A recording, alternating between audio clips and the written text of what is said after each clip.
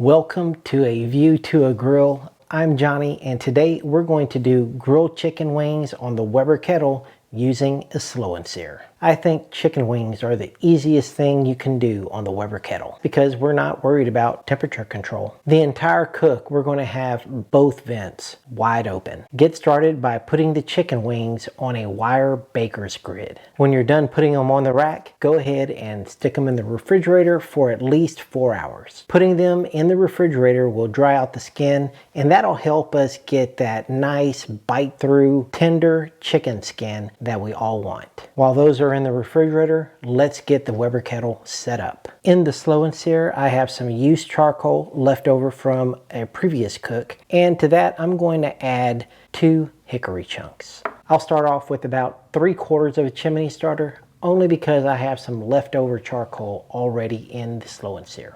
In this cook, we're going to be using the Craycourt cast iron grill grates. This helps me keep the temperature high throughout the cook. We're going to use Uncle Steve's Gator Shake. Now this Gator Shake has a nice little kick to it, so it's going to be perfect for these wings. Now, just a short story.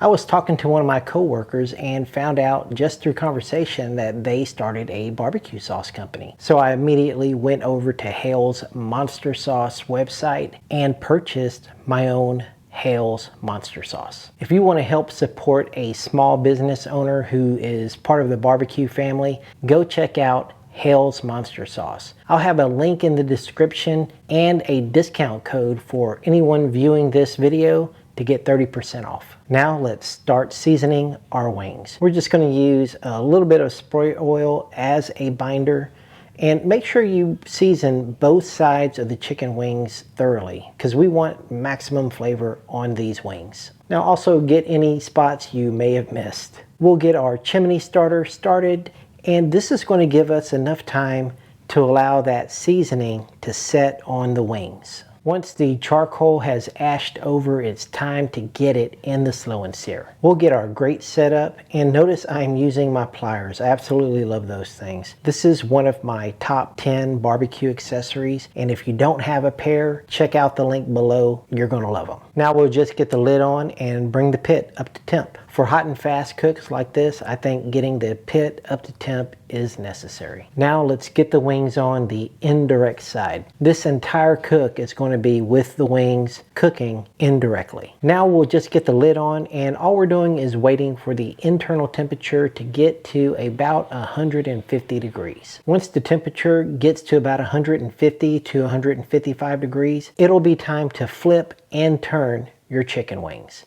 Now notice, since I had them all on a baking grid, all I had to do was turn them 180 degrees and I was done. While we're waiting for those wings to reach about 170 through 175 degrees, let's get our sauce ready. Now the Hale's Monster Sauce by itself, it has a nice little front end kick that kind of makes your lips tingle. This was a little bit too hot for my kids, so I decided to cut it with some butter. In my little cast iron cauldron, I melted about 1/2 cup of butter, and I'm going to add an equal amount of Hale's Monster Sauce to that. I'll just stir it all together until it all incorporates. Add a little bit of Uncle Steve's Shake to it to keep the seasoning in line to what I have on the chicken, and then we're just going to call that done. I'll have the Hale's Monster Sauce in this little dipping bowl for myself. Now the chicken has reached the target temperature, and it's time to plate it up.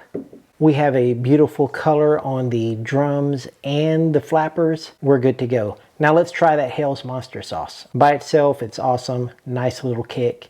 And even when I mixed it with the butter sauce, you can still get a little bit of that heat, but I cut the heat enough and it was perfect for my kids. If you haven't already, go ahead and hit the subscribe button. Thank you for watching A View to a Grill.